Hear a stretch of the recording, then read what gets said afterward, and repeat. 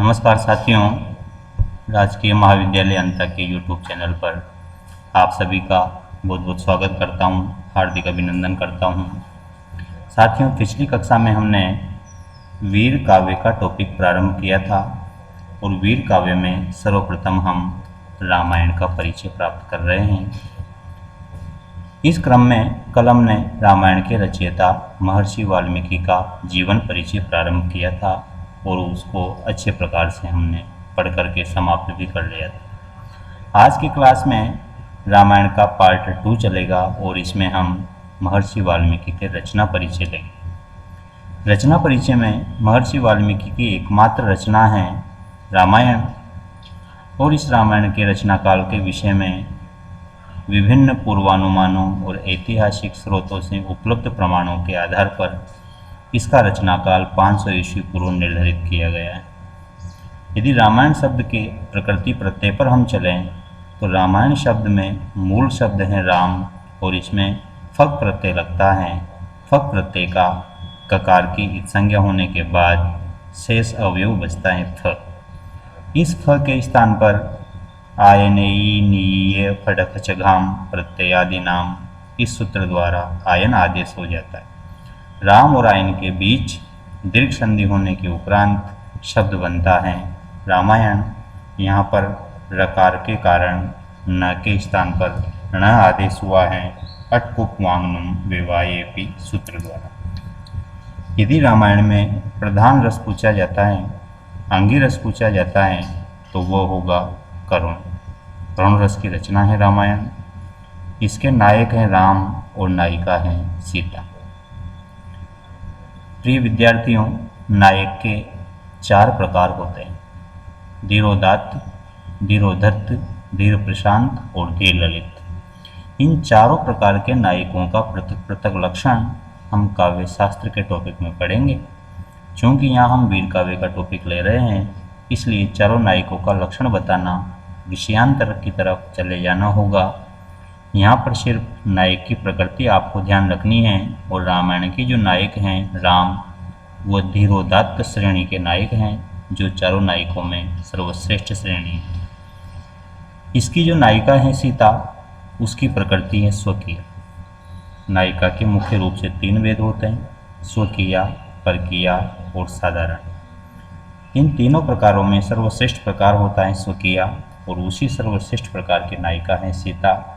स्वकीय नायिका को स्वीय नायिका भी कहते हैं। रामायण जो ग्रंथ हैं उसकी क्या विधा है? विधा से तात्पर्य है कि रामायण नाटक हैं, प्रकरण हैं, व्यायोग हैं, खंड काव्य हैं, महाकाव्य हैं, त्रोटक हैं, कथा हैं, आख्यायिका हैं। इनमें से किस श्रेणी में आता है? तो उसका उत्तर होगा कि यह एक महाकाव्य है। इस महाकाव्य में किस छंद का वाल्मीकि ने प्रयोग किया है? यदि ये प्रश्न पूछा जाता है रामायण महाकाव्य किम छंद है, तो आपका उत्तर होना चाहिए अनुष्टुप। रामायण की रीति है वैदर्भी। महर्षि वाल्मीकि वैदर्भी रीति के कवि हैं और रामायण में गुण हैं प्रसाद व माधुर्य। रामायण में 7 कांड हैं और समस्त 7 कांडों में कुल 500 सर्ग हैं। लेकिन रामायण का जो दाक्षिणात्य संस्करण है उसके अनुसार रामायण में सर्गों की संख्या 645 है। अब जो रामायण में 7 कांड हैं उनका क्रम क्या है और किस कांड में कितने सर्ग हैं, इसके लिए ये नीचे टेबल दी हुई है।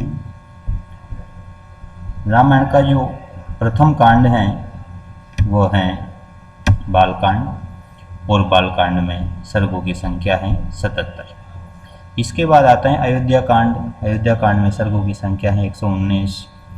अरण्य कांड में 75 सर्ग हैं। किष्किंधा कांड में 67 सर्ग हैं। सुंदर कांड में 68 सर्ग हैं। युद्ध कांड में 128 सर्ग हैं और उत्तर कांड में 111 सर्ग हैं। इनको अगर जोड़ते हैं तो कुल 645 सर्ग ये होते हैं, किंतु दाक्षिणात्य संस्करण के अनुसार ये 645 सर्ग हैं। इसके मूल सर्ग संख्या 500 मानी जाती है।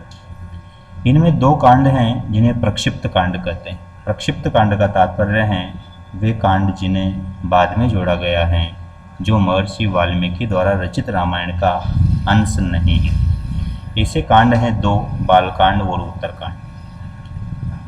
एक तो सबसे पहले जोड़ा और एक लास्ट में जोड़ा। रामायण इतना प्रसिद्ध महाकाव्य है, वीर काव्य है कि अनेक साहित्यकारों ने, अनेक विद्वानों ने इसकी टीका लिखी है। तो रामायण की उन सैकड़ों टीकाओं में से जो कुछ प्रसिद्ध टीकाएं हैं उनके नाम यहाँ पर हम उल्लेख करते हैं। रामायण की दीपिका टीका बहुत प्रसिद्ध टीका है। इसके रचयिता है वैद्यनाथ दीक्षित। रामायण की जो विवरण टीका है इसके टीकाकार हैं ईश्वर दीक्षित। भूषण टीका के टीकाकार हैं गोविंदराज। सर्वार्थ सारा टीका लिखी वेंकटाद्वरी ने। तिलक टीका लिखी नागेश भट्ट ने।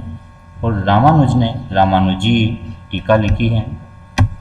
और अहोबल नामक टीका के टीकाकार, वाल्मीकि हृदय नामक टीका के टीकाकार हैं अहोबल। रामायण मूलतः संस्कृत भाषा की रचना है, किंतु रामायण इतना प्रसिद्ध महाकाव्य है कि इसका अन्य भाषाओं में भी अनुवाद हुआ है। बंगला भाषा में जो रामायण रचित हैं उसका नाम है कृत्तिवास रामायण। तेलुगु भाषा में रचित रामायण का नाम है रंगनाथ रामायण। और तमिल भाषा में रचित रामायण का नाम है कंब रामायण। रामायण के कुछ उपनाम भी प्रचलित हैं। रामायण को कुछ अन्य नामों से भी जाना जाता है।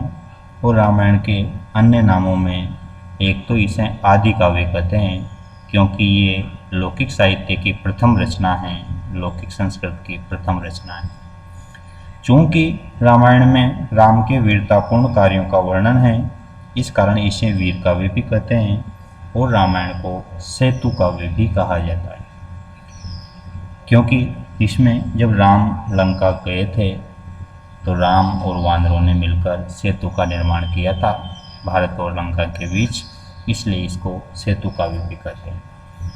महर्षि वाल्मीकि एक आर्ष ऋषि थे, त्रिकाल दृष्टा ऋषि थे।